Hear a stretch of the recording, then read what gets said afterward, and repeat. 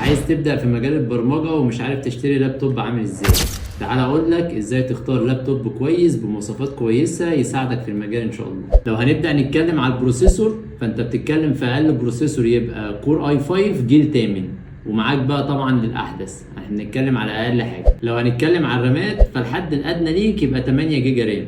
طبعا كل ما تعلى وتوصل لحاجه زي 16 هيديك طبعا برفورمانس افضل لللابتوب بتاعك على المشاريع التقيله اللي هتشتغل عليها. لو هنتكلم على الهارد، فانت خليك في هارد اس اس دي، لانه تقريبا اسرع 10 مرات من الهارد العادي اللي هو الاتش دي دي، وده بيفرق جدا في تشغيل البروم. لو هنتكلم على كارت الشاشه، فانت ممكن تكتفي بالكارت الشاشه الاساسي بتاع اللابتوب اللي هتشتريه، لان شغل البرمجه عموما ما بيحتاجش جرافيكس عاليه والكلام ده كله، فمش هتحتاج تغير كارت الشاشه.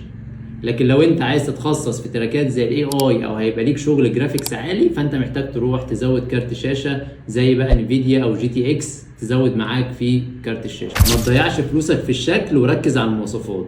ولو عايزنا نساعدك في كودكس تختار اللابتوب بتاعك، ابعت لنا واحنا هنساعدك على طول.